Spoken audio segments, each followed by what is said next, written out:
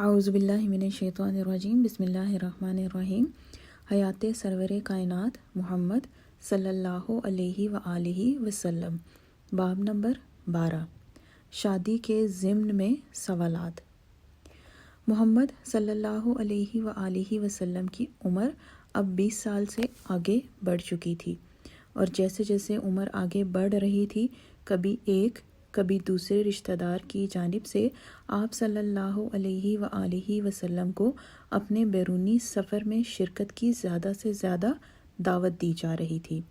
آخرکار وہ دن آیا کہ ایک تاجر کی جانب سے، جو خود سفر کرنے کے قابل نہ تھا، یہ خواہش کی گئی کہ آپ صلی اللہ علیہ وآلہ وسلم اس کا سامان تجارت اپنی تحویل میں لے کر سفر پر جائیں۔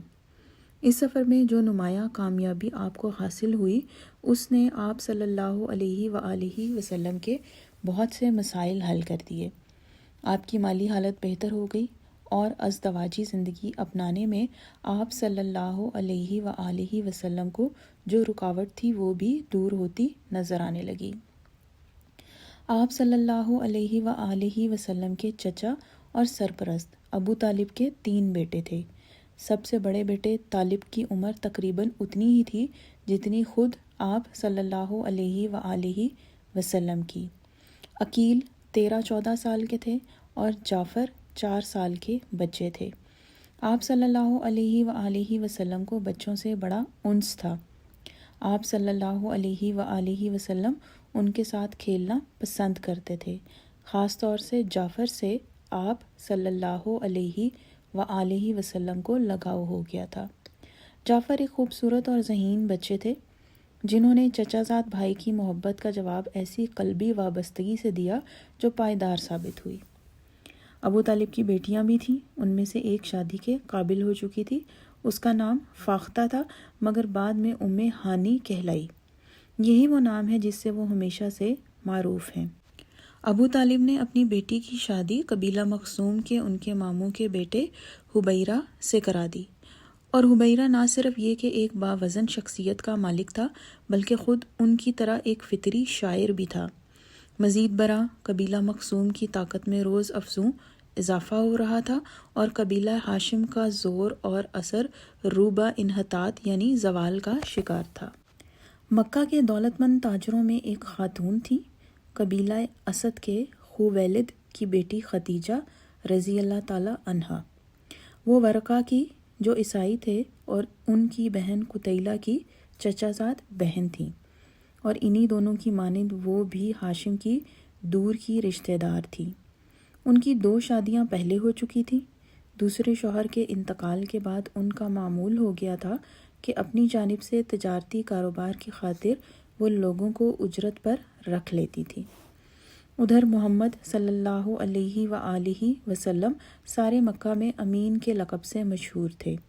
اس شہرت کی ابتدا ان لوگوں کے بیان سے ہوئی جنہوں نے مختلف مواقع پر آپ صلی اللہ علیہ وآلہ وسلم کو اپنے اموال تجارت کا حوالہ دار بنایا تھا۔ خدیجہ رضی اللہ تعالی عنہا نے بھی اپنے خاندانی ذرائع سے آپ صلی اللہ علیہ وآلہ وسلم کی بڑی تعریف سنی تھی۔ چنانچہ ایک دن انہوں نے آپ صلی اللہ علیہ وآلہ وسلم کے پاس کہلا بھیجا کہ آپ صلی اللہ علیہ وآلہ وسلم ان کا کچھ مال تجارت لے کر شام جائیں۔ آپ صلی اللہ علیہ وآلہ وسلم کی اجرت اس اجرت سے دگنی ہو گئی جو زیادہ سے زیادہ کبھی بھی وہ قریش کے کسی آدمی کو دے چکی ہوں گی۔ انہوں نے سفر کے دوران اپنے ایک ملازم میسرہ نامی لڑکے کی خدمات بھی آپ کو پیش کیں۔ آپ صلی اللہ علیہ وآلہ وسلم نے ان کی تجویز قبول کر لی، اور ان کا سامان لے کر لڑکے کے ساتھ شام کو روانہ ہوئے۔ جب دونوں شام کے جنوب میں بصرہ کے مقام پر پہنچے تو محمد صلی اللہ علیہ وآلہ وسلم ایک پیڑ کے سائے میں ٹھہر گئے۔ یہ پیڑ نستور نامی ایک راہب کی خانقاہ کے قریب ہی تھا۔ چونکہ مسافروں کے قیام کی جگہ اکثر و بیشتر ایک ہی رہتی ہے، بدلتی نہیں ہے، ہو سکتا ہے کہ یہ پیڑ وہی رہا ہو جس کے سائے میں 15 سال پہلے انہوں نے اس وقت قیام کیا تھا جب وہ چچا کے ساتھ بصرہ سے ہو کر گزرے تھے۔ شاید بحیرہ کا انتقال ہو چکا تھا اور اب نستور اس کا جان نشین تھا۔ بات فی الواقعہ جو بھی رہی ہو، ہمیں تو وہ معلوم ہے جو میسرہ نے بیان کیا۔ راہب خانقاہ سے باہر آیا اور لڑکے سے دریافت کیا، پیڑ کے نیچے وہ آدمی کون ہے؟ میسرہ نے جواب دیا، وہ ایک قریشی ہے۔ پھر مزید وضاحت کر دی، یعنی ان میں سے ایک شخص ہے جو حرم کے متولی ہیں۔ نستور نے کہا، جو درخت کے نیچے بیٹھا ہے وہ کوئی اور نہیں، ایک نبی ہی ہے۔ حوالہ ابن سعد۔ اندرون شام آگے کا سفر جاری تھا اور نستور کے الفاظ میسرہ کے دل کی گہرائیوں میں اترتے جا رہے تھے۔ تاہم یہ بات نہ تھی کہ ان الفاظ نے اس کو بہت زیادہ حیرت زدہ کر دیا ہو۔ وجہ یہ تھی کہ سفر کے دوران اس کو پہلے ہی اندازہ ہو چکا تھا کہ وہ جس ہستی کے ساتھ سفر کر رہا ہے وہ ان تمام لوگوں سے مختلف ہے جن سے اب تک اس کی ملاقات ہو چکی تھی۔ وطن واپس ہوتے ہوئے اس نے جو کچھ دیکھا اس نے اس تاثر کی مزید توثیق کر دی۔ اس نے بارہا دیکھا کہ سورج کی تمازت کا محمد صلی اللہ علیہ وآلہ وسلم پر کوئی اثر نہیں ہوتا تھا۔ ایک دن تو دوپہر کے وقت اس نے بچشم سر مشاہدہ کیا کہ دو فرشتے شعاع آفتاب سے بچانے کے لیے محمد صلی اللہ علیہ وآلہ وسلم پر سایہ کیے ہوئے ہیں۔ مکہ پہنچ کر محمد صلی اللہ علیہ وآلہ وسلم خدیجہ رضی اللہ تعالی عنہا کے گھر وہ سامان لے کر گئے جو انہوں نے شام کے بازاروں میں اپنے سامان کے بدلے میں خریدا تھا۔ وہ سفر کا حال بیان کرتے رہے اور جو کاروبار انہوں نے کیا تھا اس کی تفصیلات بتاتے رہے، اور خدیجہ رضی اللہ تعالی عنہا بیٹھی سنتی رہیں۔ یہ سودے بہت منافع بخش ثابت ہوئے کیونکہ وہ اپنا نیا حاصل شدہ اثاثہ اس سے تقریباً دگنی قیمت پر فروخت کر سکتی تھیں جتنی قیمت میں وہ خریدا گیا تھا، لیکن ان باتوں کا انہیں دور دور دھیان نہ تھا۔ ان کا ذہن تو خود روداد سفر بیان کرنے والی کی ذات پر مرکوز تھا۔ محمد صلی اللہ علیہ وآلہ وسلم کی عمر اس وقت 25 سال تھی۔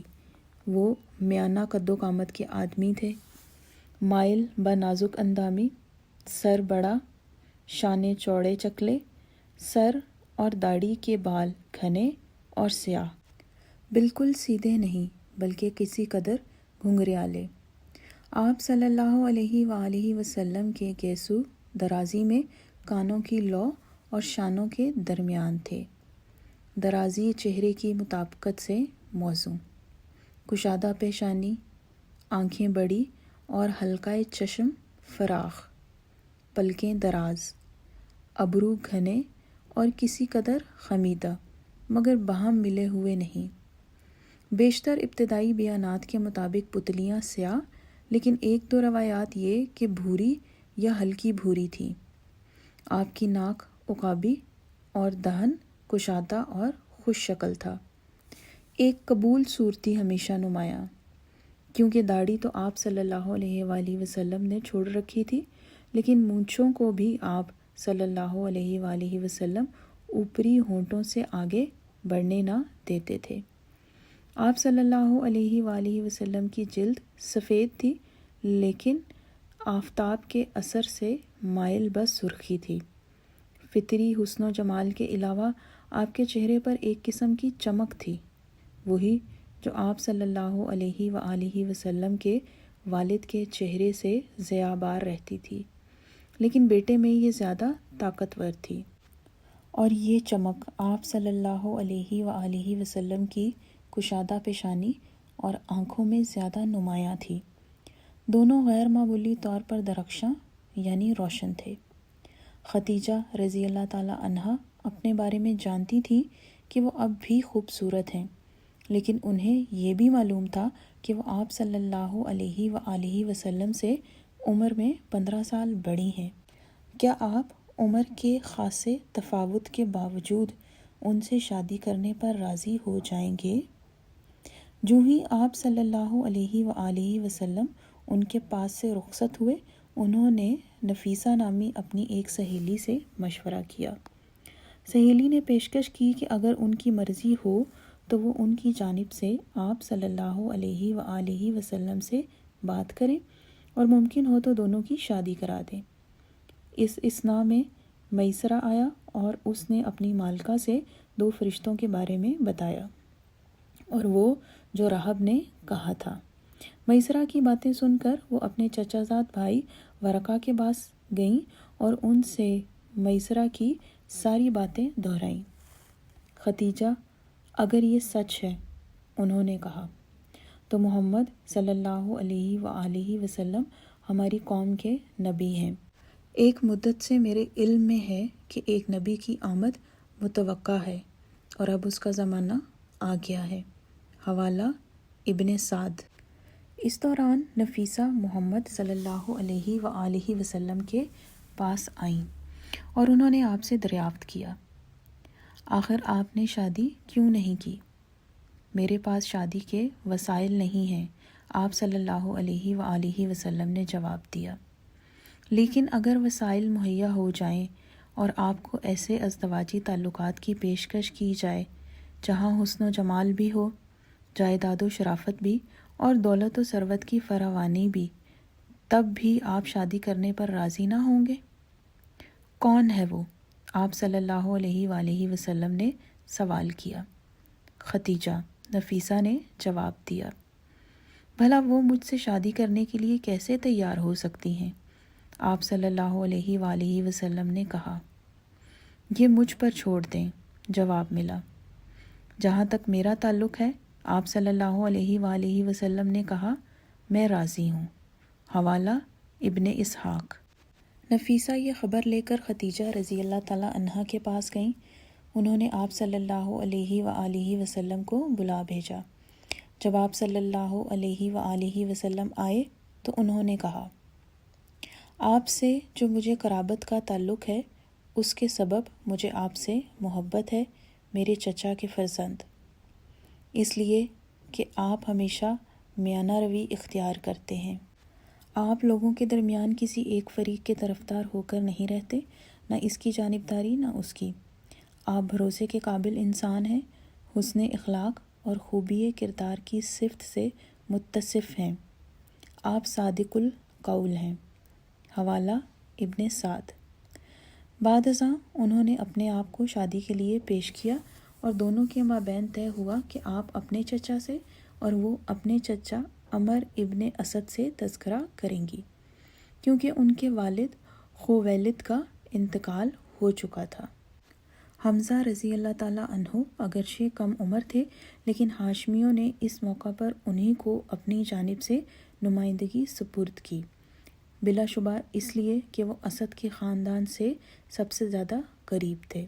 ان کی حقیقی بہن صفیہ رضی اللہ تعالیٰ عنہا کی شادی کچھ ہی دنوں پہلے ختیجہ رضی اللہ تعالیٰ عنہا کے بھائی عوام رضی اللہ تعالیٰ عنہ سے ہوئی تھی۔ حمزہ رضی اللہ تعالیٰ عنہ بھتیجے کو لے کر عمر کے پاس گئے اور ان سے بھتیجے کے لیے ختیجہ رضی اللہ تعالیٰ عنہا کا رشتہ مانگا۔ طے ہوا کہ محمد صلی اللہ علیہ وآلہ وسلم یعنی ختیجہ رضی اللہ تعالیٰ عنہا کو مہر کے طور پر 20 اونٹنیاں دیں گے۔